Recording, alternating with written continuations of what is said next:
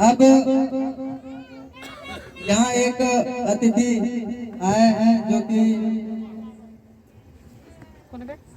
इस देश की सभ्यता से भी बहुत जुड़े हुए हैं। इसके अंदर देश प्रेम भी कुछ ज्यादा मात्रा में है और वो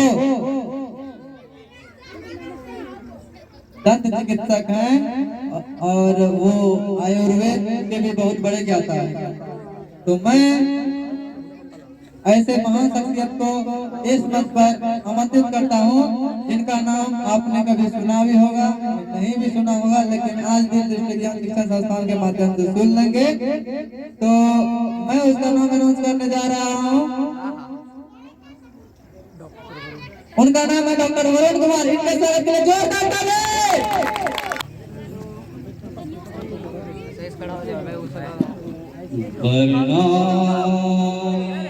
मर्द संगार रसानां छंदसामपि मंगलानां च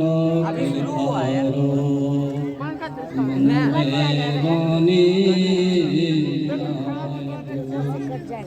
भवानी संक्रोन्दे श्रद्धा विश्वासोपिनो या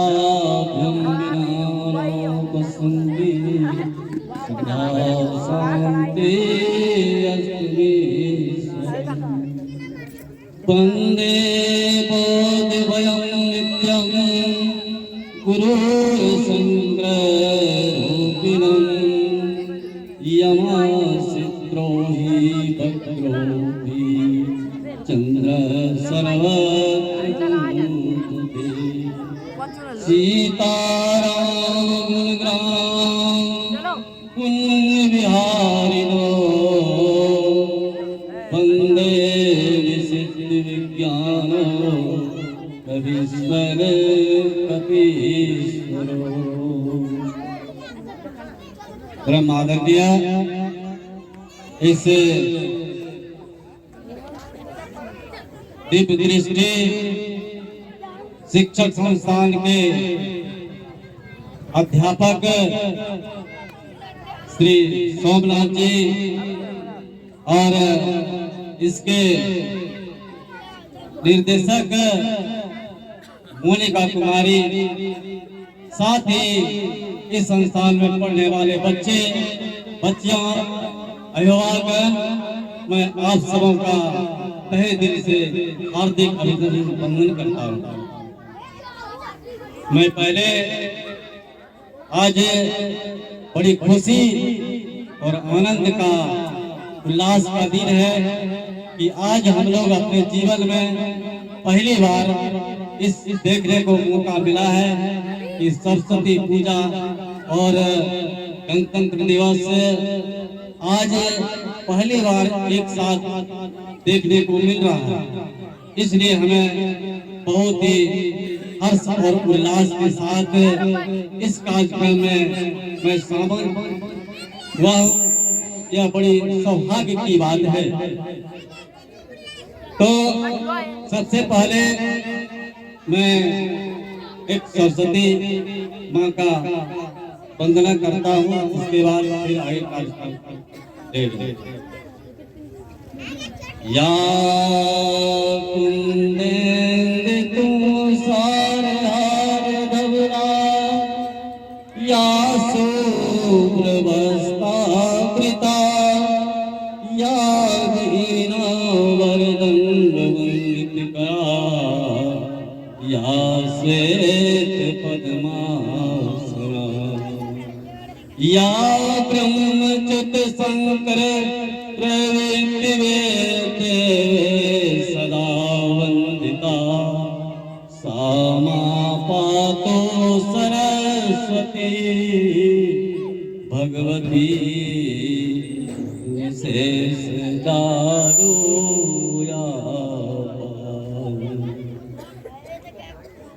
ये तो सरस्वती मंत्र है और एक सरस्वती में वंदना आप लोगों को सुना जा रहा है। आज जब हम लोग देखते हैं कि जब कहीं चलते हैं तो आज के विद्यार्थी जो होते हैं बड़ा नया मॉडल में आ गए हैं। और इतना देखता हूँ कि जब सरस्वती माँ का बैठाया जाता है, जब सरस्वती पूजा आती है तो बस बच्चे का माँ के प्रति एक दो दिन बहुत ज्यादा प्रेम जगता है। लेकिन हमारी ओर से और यहाँ के प्रधानाध्यापक और शिक्षक से मैं निवेदन करूंगा कि आप माँ के प्रति बच्चे को जागरूक करें, तो इससे जो है बच्चे का विकास और ज्ञान बहुत आगे बढ़ेगा। लेकिन जब हम लोग रास्ते में कभी कभी चलते हैं तो देखते हैं कि बच्चे चंदा मांगते हैं कि सरस्वती चंदा दीजिए, बड़ी उल्लास के साथ मांगता है। लेकिन जब मैं किसी बच्चे को कहता हूँ एक सरस्वती का वंदना सुना दो, तुम जितना पैसा दो मांगोगे उतना दूंगा, लेकिन एक बच्चे के ये मस्तक में नहीं आते कि माँ एक सरस्वती वंदना सुना दो, ये बड़े दुख की बात होती है। इसलिए इस विद्यालय में पढ़ने वाले किसी भी विद्यालय में अगर छात्र छात्रा पढ़ रहे हैं, पढ़ा रहे हैं, उसको कम से कम माँ का एक वंदना जरूर याद रखना। जब हम लोग किसी विद्यालय में पढ़ते थे उस समय तो एक नहीं, हम लोग चाहते तो घंटों भर सरस्वती वंदना करते रहेंगे, समाप्त नहीं होगी। तो सरस्वती वंदना तो मुझे बहुत कुछ याद है, लेकिन मैं एक वंदना आप लोगों को सुनाने जा रहा हूँ, इसके बाद कुछ अपने शब्द रखूंगा।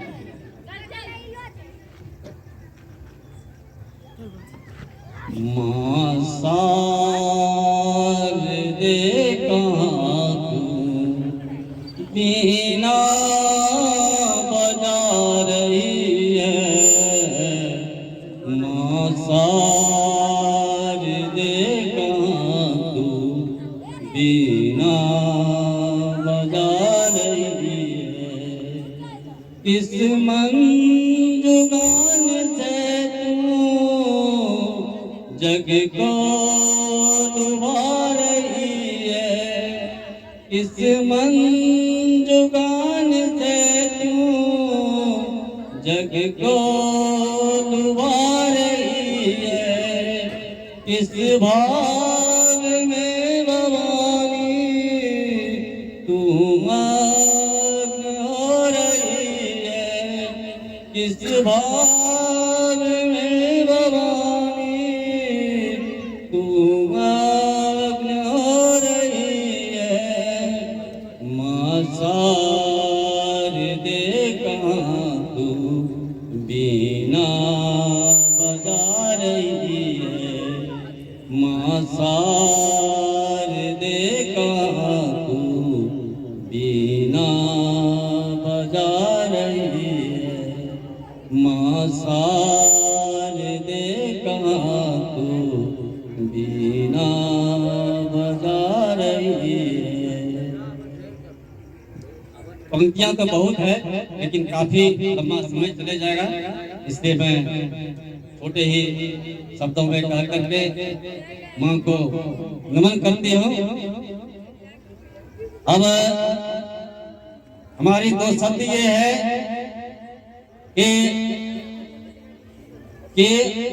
मैं सबसे ज्यादा बच्चे को, अगर किसी बच्चे को अपने से बहुत ज्यादा आगे बढ़ाना है, अच्छे स्कूल में पढ़ाना है और ऊंचा ज्ञान देना है, अपने मंजिल की ओर ले जाना है, तो मैं कहूंगा कि सबसे पहले जिस विद्यालय में हमारे भारतीय संस्कृति का, सभ्यता का विकास हो, पढ़ाई हो, हमारे सामाजिक ज्ञान दिया जाता हो, उस विद्यालय में बच्चे को पढ़ाने का कोशिश कीजिए।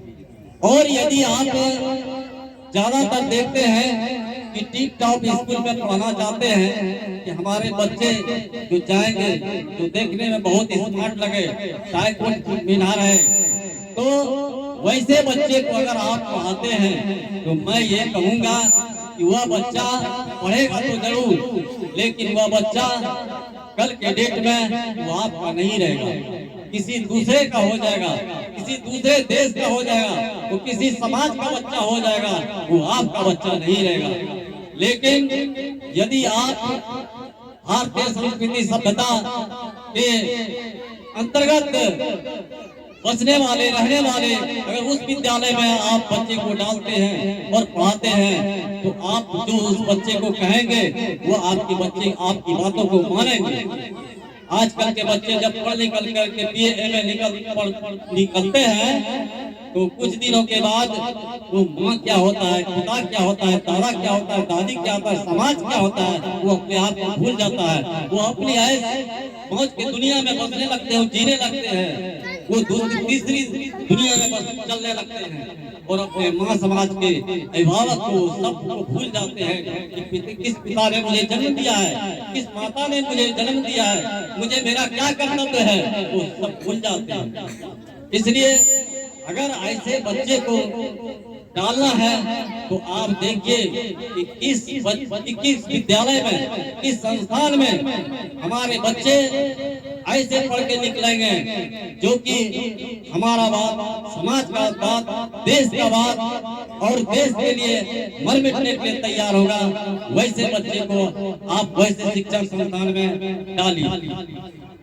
आप देखिए, जिस बच्चे को आप चाहते हैं हमारा बच्चा सबसे होनहार हो, हमारा बच्चा सबसे तेज तरार हो, तो मैं जितने भी इस क्षेत्र में, जितने भी इस संस्था में अभिभावक हैं, मैं उनसे कहूंगा कि आप सबसे पहले अगर बच्चे को तो पढ़ाते ही हैं, लेकिन अगर बच्चे तभी कर्मठ बनेंगे, निष्ठावान बनेंगे जब आप बच्चे पढ़ने बैठते हैं तो आप उसके साथ साथ आप भी बैठिए। जब आप बैठेंगे तो बच्चे जरूर बैठेंगे और जब आप बैठेंगे तो बच्चे जरूर पढ़ेंगे। अगर आपको बच्चे के साथ बैठने की आदत नहीं है, वार्तालाप करने की आदत है नहीं है, तो आपके बच्चे आगे नहीं बढ़ सकते हैं। इसलिए कि कहा जाता है कि बच्चे का कोई भी लड़का हो या लड़की हो, अगर उसका पहला गुरु कोई होता है तो वो होता है माँ। सबसे पहले उसका गुरु होता है माँ, दूसरा गुरु होता है पिता और तीसरा गुरु होता है, जब किसी विद्यालय में उस बच्चे को डालते हैं तब होता है उसका तीसरा गुरु होता है, और चौथा गुरु जो है जब बच्चे पढ़ के अध्यात्म की ओर चलता है तब उसका चौथा गुरु होता है। इसलिए मैं इस समाज के, इस क्षेत्र के अभिभावक को कहूंगा कि आपको बच्चे को मंजिल की ओर ले जाना है, आगे की ओर ले जाना है, अच्छा एक ग्रेजुएशन लड़का लड़कियां बनाना है, तो आप बच्चे के साथ सुबह शाम बैठने का अभ्यास कीजिए, प्रयास कीजिए। और मैं देखता हूँ कि जिन अभिभावक ने अपने बच्चे के साथ बैठने का प्रारंभ किया, उसको सिखाने का कुछ जहाँ तक उनको नॉलेज है वो सिखाने का काम किया, वो आज उनके बच्चे अच्छे अच्छे पोस्ट पर जो है वो एम्प्लॉयड हैं और अच्छे उनके आदर सम्मान होते हैं उनके अभिभावक। इसलिए आप अच्छे वर्ग की ले जाने के लिए आप गार्जियन जो है बच्चे के साथ बैठिए, तब उसमें जो है शिष्टाचार, डिसिप्लिन, नम्रता, विनम्रता उस बच्चे में आएगा। इसलिए आप इस चीज को ध्यान में रखते हुए आप इस ओर हमेशा ध्यान देने की कृपा करेंगे। और अब मैं चाहूंगा कि समय तो काफी हो चुका है, ठंड का समय है, मैं विशेष समय तो नहीं लूंगा, लेकिन एक कहावत है कि हमारे जीवन में तीन चीज मुख्य होती है। तीन चीज क्या होता है? तो वो होता है कि पहला होता है जब बच्चे जन्म लेते हैं तो सबसे पहले किस पर ध्यान देना चाहिए? एक शब्द है शिक्षा, दूसरा है स्वास्थ्य और तीसरा है अध्यात्म। ये तीन चीज जीवन में मुख्य रूप है। जैसे कि कहते हैं कि वर्तमान काल, भूतकाल, भविष्य काल, तीन चीज होता है ना। उसी तरह से जब बच्चे जन्म लेकर के आगे बढ़ते हैं, उसका पहला क्या होना चाहिए? स्वास्थ्य होना चाहिए। क्योंकि अगर बच्चे स्वस्थ नहीं रहेंगे, उसका स्वास्थ्य ठीक नहीं रहेगा, तो आप ऐसे बच्चे को अच्छा शिक्षा नहीं दे पा सकते हैं, क्योंकि उसका स्वास्थ्य ठीक नहीं है। और स्वास्थ्य अगर ठीक रहेगा, एक स्वस्थ बच्चे में एक अच्छा शिक्षा का ज्ञान प्राप्त होता है। स्वस्थ मन में शिक्षा का ज्ञान अधिक लाभप्रद होता है। और जब एक शिक्षा का ज्ञान उसको होगा, ज्ञान होगा, तो फिर जो है वो अध्यात्म में सबसे वह भी आगे बढ़ेगा। इसलिए पहले है कि आपको अपने जीवन में पहले स्वास्थ्य पर ध्यान देना है, और स्वास्थ्य के बाद शिक्षा, और शिक्षा के बाद अध्यात्म। अगर इन तीनों को आप बुलंद कर लिए, आप इसको सही ढंग से रास्ते पर ले गए, तो फिर आपको अपने जीवन में एक ऊंचे मंजिल पर जाने के लिए आपको जो है कोई रोक नहीं सकता है। इसलिए आप इन सबों पर बहुत ध्यान देंगे। आजकल हम लोग देखते हैं कि लोग शिक्षा पर देते हैं, लेकिन स्वास्थ्य पर जो है बहुत कम लोग ध्यान देते हैं। आज हम लोग देखते हैं कि जब चाहे पढ़ा लिखा विद्यार्थी हो, चाहे उसके माता पिता पढ़े लिखे हो, चाहे कितनों MA BA कर लिए हो, लेकिन जब स्वास्थ्य पर आएंगे तो हम देखते हैं कि लगता है कि अपने जीवन में उन्होंने क्या पढ़ा नहीं पढ़ा है, जो एक मूर्ख व्यक्ति कर सकता है वही काम कर लेते हैं। उसके जीवन में शिक्षा का क्या महत्व, पढ़ने का क्या महत्व? जो काम एक मूर्ख आदमी करता है, इसलिए वो करता है कि इसको ज्ञान नहीं है, पढ़ा लिखा नहीं है, देखा नहीं है। लेकिन अगर वही मूर्ख का काम कोई ये MA पढ़ा लिखा आदमी कर ले, तो शिक्षा का क्या महत्व? शिक्षा का महत्व कि हम एक मूर्ख व्यक्ति से, जो अनपढ़ व्यक्ति है, जो नहीं पढ़ पाए अपने जीवन में, उससे हम हट के कोई काम करते हैं, कोई अच्छा काम करते हैं, तब ना हमारा हुआ कि हमने जो शिक्षा ग्रहण किया इसका लाभ क्या मिला। और जब आप शिक्षा ग्रहण किए, तभी आप एक अच्छे दूसरे को शिक्षा का ज्ञान दे सकते हैं। जब आप एक खुद नहीं कर पाते हैं, तो आप दूसरे को क्या देंगे? आज मैं इस संस्थान के जो निर्देशक मोनिका कुमारी है, मैं इस दिल से इतना प्रभावित हुआ कि लगता है कि हमारे इस जो हम लोग इतिहास पढ़ते थे कि लक्ष्मीबाई, जो लक्ष्मीबाई थी, झांसी की रानी लक्ष्मीबाई, लगता है हमारे बिहार में ये पहला बेटी झांसी की रानी लक्ष्मीबाई पैदा हो गई है। ये बच्ची को आज नहीं लगता है कि ये राष्ट्रीय स्तर के प्रोग्राम में ले जाने पहुंचाने वाले के लिए अभिभावक होना चाहिए। तो ये जरूर अपने नाम बिहार में नहीं हिंदुस्तान में रोशन करेगी। मैं दिल से अपने कहता हूँ। और मैं जब हम लोगों का कभी राज्य के स्तर पर राष्ट्रीय प्रोग्राम का स्तर होगा, तो मैं कोशिश करूंगा कि अभिभावक के साथ इनको मैं वहीं पहुंचाने का, ले जाने का जरूर काम करूंगी। तो आज एक बहुत छोटा सा मंच है, मैं विशेष क्या बोलूंगा? अगर मैं स्वास्थ्य पर बोलूंगा तो मुझे घंटों समय चाहिए, मेरा वाणी समाप्त नहीं होगा। तो मैंने जैसे कहा ना कि वर्तमान काल, भूतकाल, भविष्य काल, और शिक्षा, स्वास्थ्य और अध्यात्म, तो इन तीनों में से एक हमारे जीवन में कहता है कि मनुष्य बीमार नहीं पड़े। तो मनुष्य बीमार क्यों पड़ते हैं? इसका कारण क्या है? इसका मुख्य कारण है दो चीज। दो कारण क्या है? एक तो हम अज्ञानता में रहते हैं, जब बच्चे पैदे लेते हैं, बड़े होते हैं, तो हम उस चीज को नहीं जानते हैं, तो जानकारी के अभाव में हम उसको नहीं जान पाते। लेकिन कुछ ऐसे होते हैं कि हम जानते हैं, लेकिन हम क्या करते हैं, उसकी लापरवाही करते हैं, हम उसका मान्यता नहीं देते हैं, आलस करते हैं। और कहता है कि जो मनुष्य अपने जीवन में आलस करता है वह जीवन में कभी आगे नहीं बढ़ सकता।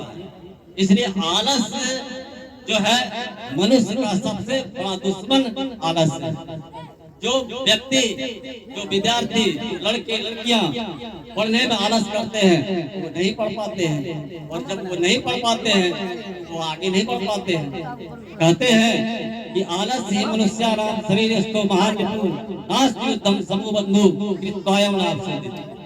मनुष्य का सबसे बड़ा दुश्मन कौन होता है, वो होता है आलस। अगर आप जीवन में आलस करेंगे पढ़ नहीं पाएंगे, आप अधिक परिश्रम नहीं करेंगे तो आप धन नहीं कमा सकेंगे। इसलिए आपको जो है आलस नहीं करना है। विद्यार्थी का क्या लक्षण है? एक कवि ने कहा है, क्या कहा है जानते हो? कि एक पंक्ति है, चौपाई है कि काग चेष्टा बकोध्याम स्वानंद्र्यात देव च काग चेष्टा बकोध्याम स्वानंद्र्यात देव च अल्पहारी विद्यार्थी जो पंचलक्षण। विद्यार्थी को पढ़ने, विद्यार्थी को कैसा होना चाहिए, कैसा तेज होना चाहिए, किस तरह का तेज होना चाहिए? विद्यार्थी को जब पढ़ने बैठते हैं तो कैसा तेज होना चाहिए, किसके जैसा? बगुला की तरह नहीं, कौआ की तरह। सबसे पक्षी में जो है ना, अगर कोई तेज होता है तो वो होता है कौवा। कौवा से कोई पक्षी तेज नहीं होता, समझ गया? कौवा कौवा। इसलिए कौवा तेज क्यों होता है जानती हो? नहीं जानती हो? जानो कौवा कम तेज होता है, पर सारे पक्षी, जितने पक्षी है वो सब पक्षियों में से तेज होता है कौवा। इसलिए कौवा तेज होता है, उसको एक ही आंख से दिखाई पड़ता है, एक आंख से दिखाई नहीं पड़ता है। इसलिए उसको डर लगता है कि कौन किधर से मार देगा। इसलिए देखिए वो कभी भी कहीं बैठेगा डाली पर तो वह जरा सा भी अस्थिर नहीं रहेगा, उसको इधर उधर हमेशा करते रहेगा, वो अस्थिर नहीं रह सकता। इसलिए कौवा कैसा तेज और बगुला कैसा ध्यान, ये दूसरा नंबर में है। ये बगुले कैसा ध्यान होना चाहिए। स्वान इंद्रिया और कुत्ते के जैसा नींद। अगर पूरा खाओगे कस करके, हरी धरिया खा लोगे, खूब खा करके बस पढ़ने बैठोगे, बस मारोगे, क्या पढ़ोगे? इसलिए हल्का भोजन करना चाहिए। हम लोगों में कहा गया है शास्त्र में कि दिन का जो भोजन होना चाहिए किसी भी व्यक्ति का, इसके जैसा दिन का भोजन होना चाहिए राजा की तरह। दिन का भोजन राजा के तरह, यानी बैठने खाने के लिए बैठो तो भरपूर खाओ, जितना खा सकते हो। लेट हो जाए, आधा घंटा लग जाए तो कोई बात नहीं, लेकिन जितना इच्छा करे भरपूर खाओ। और कैसे खाना चाहिए? खड़े होकर के ना, खड़े होकर करके ना, तब बैठ के खाना चाहिए, नहीं तो बैठ के खाना चाहिए। लेकिन आज हम लोग समाज में क्या करता है, आप लोग क्या करती हो? खड़े खड़े खाते हो, कितना गलत काम करती हो। अगर तुम लोग खड़े खाओगे तो आने वाला भी पीढ़ी तो वही करेगा ना। इसलिए ये सारा दोष किनका है? हमारे अभिभावक का है, हमारे माता पिता का ये गलत है। इसलिए कि वो कभी बच्चे को आदत नहीं डालते हैं तुम बैठ के खाओ, बैठ के पानी पियो। जानते हो एक पानी पर मैं बोलूंगा तब ये आधा घंटा चला जाएगा बोलने के लिए। इसलिए पानी भी पीना चाहिए तो बैठ करके, भोजन करना चाहिए तो बैठ करके। लेकिन आज हमारे इस ये दौड़ की दुनिया में क्या हो रहा है कि आप लोग जो है खड़े खाड़ पानी पी लेते हैं, भोजन मिलता है खड़े खड़े खाने लगते हैं, तो ये आदत जो है समाज में बच्चे को डालने की आदत है, गार्जियन संभालने का आदत है गार्जियन को, लेकिन गार्जियन जो है जरा सा भी इस पर ध्यान नहीं डालते। इसलिए ये चीज जो है सोचना चाहिए। हम लोग पढ़े हैं विज्ञान में हम लोग पढ़े हैं कि जब कोई सब्जी है ना, फल है ना, तो जब आप फल या सब्जियां घर से लाते हैं, घर में लाते हैं खरीद करके या खेत से लाते हैं, उसको पहले क्या करना चाहिए? धोना चाहिए ना, धोना चाहिए, काटना चाहिए, धोना चाहिए। लेकिन मैं बता देता हूँ कि मैं आज जितने घर जाता हूँ, किसी के घर जाता हूँ, देखता हूँ कि कोई भी माँ बहन अगर सब्जी काटती है या पुरुष भी काटते हैं तो धोते कोई नहीं, कोई धोते नहीं है, पहले उसको काटते हैं और काटने के बाद क्या करते हैं, उसको धोते हैं। तो आप जो ये शिक्षा जो है, ये ज्ञान किस क्लास का है? ये द्वितीय तृतीय वर्ग की क्लास में विज्ञान में पढ़ाई होती है। लेकिन आप पढ़ते पढ़ते BA MA कर गए, लेकिन दूसरे क्लास का ज्ञान नहीं है आपका। आपने जीवन में क्या शिक्षा पाया? शिक्षा क्या पाया? कुछ नहीं। कहता है ना, सावधान बाज पसेरी, सावधान बाज पसेरी, सबका महत्व की। अगर आप जीवन में शिक्षा पाए हैं, सीखते हैं, उसका पालन करना चाहिए, उसका व्यवहार करना चाहिए। तो शिक्षा प्राप्त करने, बच्चे बैठो, एक मिनट में छुट्टी दे दूंगा, आप लोग सभी चले जाएंगे। मैंने कहा ना, मैं बोलने का बोलते रहेगा तो 2-3 घंटा बोलते रहेंगे, लेकिन हम शॉर्ट में ले रहा हूँ, अब मैं छोड़ूंगा, ठीक है? तो आज जो बच्चे क्लास में जो है प्रथम वर्ग, द्वितीय तृतीय वर्ग में जो विज्ञान चलता है, जो धार्मिक चलता है, कबीरदास, तुलसीदास, मीराबाई, ये सब का जो पानी चलता है, ये जो अध्यात्म है, लेकिन आज बूढ़े हो जाते हैं, 60-70 बरस उम्र बीत गए, लेकिन उसका पालन नहीं लोग करते हैं। और लोग क्या कहते हैं, हम तो बहुत बड़ा आध्यात्मिक हैं, हम तो फलना बाबा को मानते हैं, हम तो फलना अधिक करते हैं, लेकिन एक बच्चे तक का ज्ञान नहीं है। हमें किस तरह बोली बोलना चाहिए, किस तरह से भाषा बोलना चाहिए, किस तरह से भोजन करना चाहिए, किस तरह से हमको रास्ते में चलना चाहिए, किस तरह से हमको मलमूत्र करना चाहिए, उसको पता नहीं है। और कहते हैं हम तो अरे संस्था से जुड़ा हूँ, मैं तो BA पास किया हूँ, मैं तो MA पास किया हूँ, मैं तो PhD किया हूँ, लेकिन दूसरे क्लास की पढ़ाई का ज्ञान नहीं है। तो शिक्षा का क्या महत्व है? शिक्षा का महत्व है कि आपने जो शिक्षा ग्रहण किया अपने जीवन में, उसको जीवन में उतारना है। अगर आप उतारते हैं तो वैसे ही बच्चे आपके ही होनहार होंगे। तो कुछ लोग ऐसे हैं, बच्चे के सामने में गाली पढ़ देते हैं, लेकिन आप इस सोच को बात रखें कि हम बच्चे के सामने में गाली ना पढ़े। अगर हम बच्चे के सामने में गाली पढ़ेंगे तो वही बच्चा मेरी गाली को सुनेगा और वही बच्चा फिर गाली देता है दूसरे को। इसलिए सारे गलती अगर होती है बच्चे को बिगाड़ने में और बनाने में, तो सबसे पहला योगदान माँ और पिताजी का। इसलिए मैं बच्चे का कोई दोष नहीं दूंगा, मैं सारा दोष दूंगा कि बच्चे को संभालना है या बच्चे को बिगाड़ना है, उसके गार्जियन, उसके अभिभावक ध्यान दें और इस विचार को करते हुए आप इसको चिंतन मनन करते हुए आप इसको अपने दिल में, अपने समाज में, अपने घर में इस चीज को विचार करें। मैं अब विशेष क्या बोलूंगा, अब यही पर मैं अपने वाणी को विराम देता हूँ।